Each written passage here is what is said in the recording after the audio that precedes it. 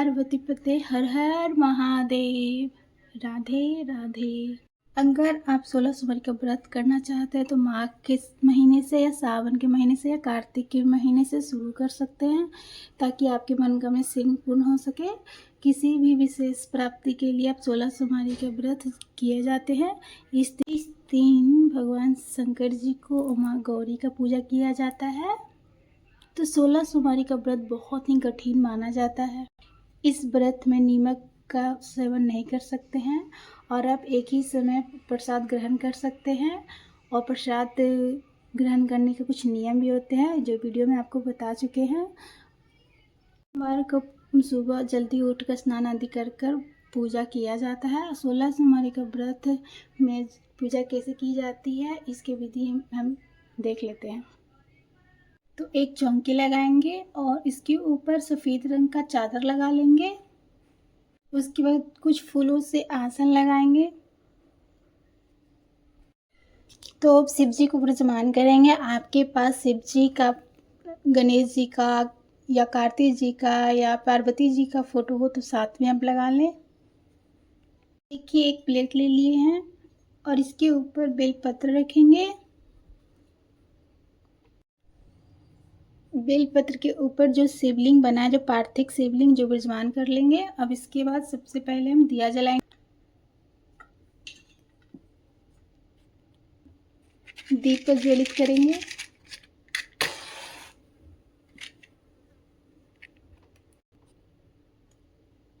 दिया जलाने के बाद अब हम पूजा शुरू करेंगे।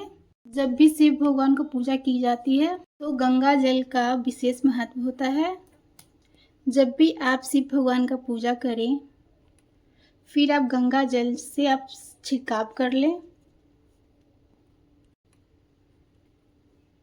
इसके बाद हम दिया को पूजन करेंगे।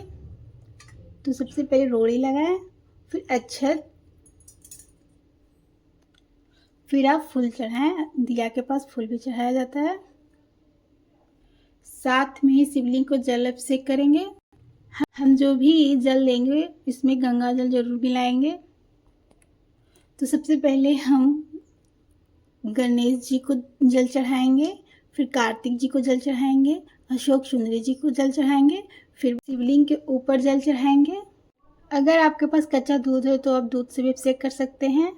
बाद आप फिर से शुद्ध से जल से चढ़ाना है, शुद्ध जल।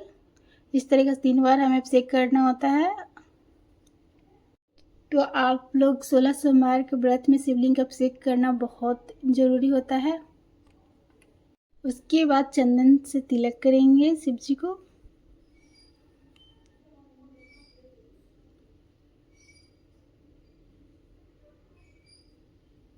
उसके बाद आपके पास भस्म हो तो शिवलिंग के ऊपर भस्म भी चढ़ा सकते हैं।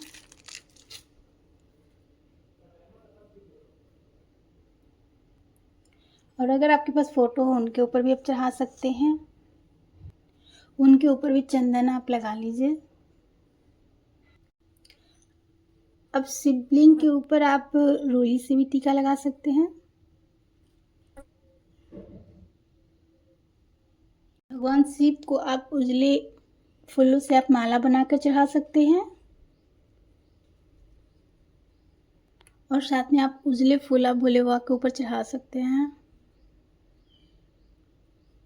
फिर आप धतूरे का फूल चढ़ा सकते हैं। 16 सोमवारी में भोले बाबा को ये धतूरे का फूल भी बहुत प्रिय है। साथ में अगर आपके पास पीले फूल हो वो भी आप चढ़ा सकते हैं शिवलिंग के ऊपर।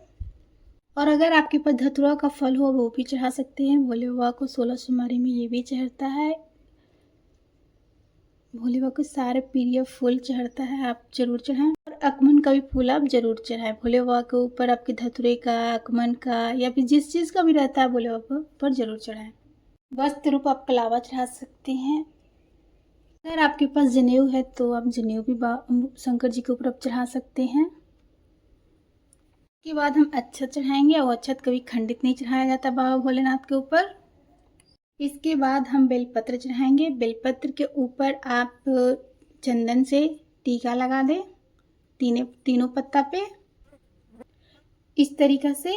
और बेलपत्र को जो चिकनी साइड है जो आप बाबा भोलेनाथ के ऊपर चढ़ा सकते हैं। अगर आपके पास 5 हो या फिर 11 हो या फिर 21 हो, आप वो भी चढ़ा सकते हैं। और आप शंकर जी को नीचे चढ़ा सकते हैं, उनको शंकर जी के नीचे बेलपत्र चढ़ा दें। साथ में ही अगर आपके पास शमी का पत्र है तो आप शंकर जी को ये भी चढ़ा सकते हैं। शमी का पत्र चढ़ाने से बाबा भोलेनाथ बहुत प्रसन्न होते हैं और फलदायक भी बहुत होता है शमी का पत्र चढ़ाने से। इसके साथ यहाँ भांग भी चढ़ाइए और आप दुभी भी जरूर चढ़ाएं। 16 सोमवारी में बाबा भोलेनाथ को दुभी भी चढ़ाया जाता है। इसके बाद हम जल का लोटा रखेंगे। इसके बाद देखिए साथ में जो भोग चढ़ाया जाता है, जो 3 लड्डू चढ़ाया जाता है। 1 लड्डू गाय को दे देते हैं, 1 लड्डू प्रसाद के रूप सभी के रूप में बांट लेते हैं और जो तीसरा वो लड्डू है, वो लड्डू जो व्रत किया है वो खाता है। जो व्रत खोलेंगे तो आप 1 लड्डू खाकर ही व्रत खोल सकते हैं, इससे ज़्यादा आप नहीं ले सकते हैं और बचाना भी नहीं होता है।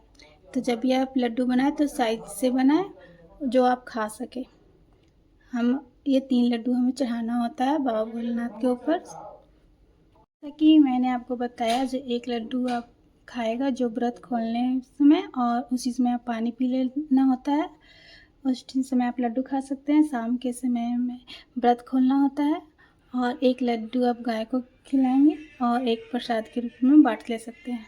इसके अलावा आप ऋतु फल भी आप चढ़ा सकते हैं 16 सोमवारी व्रत में। साथ में हमें दक्षिणा भी जरूर चढ़ाना होता है। जब भी आप कोई पूजा करें तो दक्षिणा आप जरूर चढ़ाएं। सोमवारी का व्रत कथा सुनने के लिए सीधे हाथ में थोड़े से चावल ले लें, साथ में फूल ले लें और साथ में फूल लेकर आप कथा सुन सकें। अगर आपके पास किताब है तो आप किताब से सुन लें या फिर आप मोबाइल से भी सुन सकते हैं कथा सुनने के बाद जो भी हम अच्छा तो फूल अपने हाथ में लिए हैं वो सब भगवान के ऊपर चढ़ाएंगे। उसके बाद हम करेंगे आरती। सबसे पहले हम गणेश जी को आरती करेंगे, फिर हम शंकर जी को आरती करेंगे। को जो भी आरती आता है शंकर जी का आप वो आरती कर लें और साथ में ही आप ओम नमः शिवाय का आप जाप करते रहिए। इसके बाद जो भी पूजाओं में कमी हुआ हो या उसके लिए क्षमा याचना करेंगे शंकर जी के सामने। अब अपने हाथ में अक्षत ले लेंगे और फूल ले लेंगे और आप 16 सोमवारी का व्रत किए जो भी आपका इच्छा और अपनी मनोकामना पूर्ण करने के लिए प्रार्थना करेंगे। जब आप ये कहेंगे तो अक्षत और फूल बाबा भोलेनाथ के शंकर जी के ऊपर आप चढ़ा सकते हैं। जब पूजा पूर्ण हो जाए तो जल का लोटा आप सूर्य भगवान को अर्घ दे सकते हैं और उसके बाद आप देखें जो मिट्टी का शिवलिंग बनाया है पार्थिव शिवलिंग वो अगले दिन विसर्जित करना होता है। अगले दिन सुबह या गमले में या फिर पौधे के गमले में आप कच्चे मिट्टी में जो पौधे लगाएं आप वहाँ भी इन पर विसर्जन कर सकते हैं और जो फूल है या कलावा है ये साथ में विसर्जन करेंगे। जो भी हम इस तरह से जो भी हम शिवलिंग बनाएं जो मिट्टी में सम्मिलित हो जाएंगे। और जब भी आप सोमवार का व्रत करेंगे तो पार्थिव शिवलिंग बनाना होता है। फ्रेंड्स, आप माना जाता है कि 16 सोमवार का व्रत करने से मनोकामना पूर्ण होती है। किसी भी मनोकामना पूर्ण करने के लिए अब 16 सोमवार का व्रत किए जाते हैं। ये व्रत बहुत कठिन होते हैं। ये निर्जला व्रत होता है 16 सोमवार का। देखिए 16 सोमवार का व्रत लगातार किए जाते हैं, ये व्रत नहीं छोड़ा जाता है। और कुछ टाइम कुछ ऐसे होते हैं जो हम महिलाएं पूजा नहीं कर सकते हैं तो इसी समय आप व्रत जरूर करना है। पूजा लेकिन नहीं करना है, लेकिन आप व्रत जरूर करें। जो आप व्रत पूजा नहीं करेंगे तो आप पूजा करने के लिए पार्थिव शिवलिंग बनाना होता है। तो फ्रेंड्स, माना जाता है कि 16 सोमवार को व्रत करने से सारे मनोकामना पूर्ण होती है। किसी भी मनोकामना के लिए 16 सोमवारी का व्रत किया जाता है। ये व्रत बहुत कठिन होता है, ये निर्जला व्रत होता है और इस 16 सोमवारी का व्रत कर सकते हैं। तो आप लोग को मेरे छोटा सा वीडियो आप लोगों को कैसा लगे तो लाइक करें और चैनल पे न्यू आए हैं तो सब्सक्राइब करें। राधे राधे गाइस।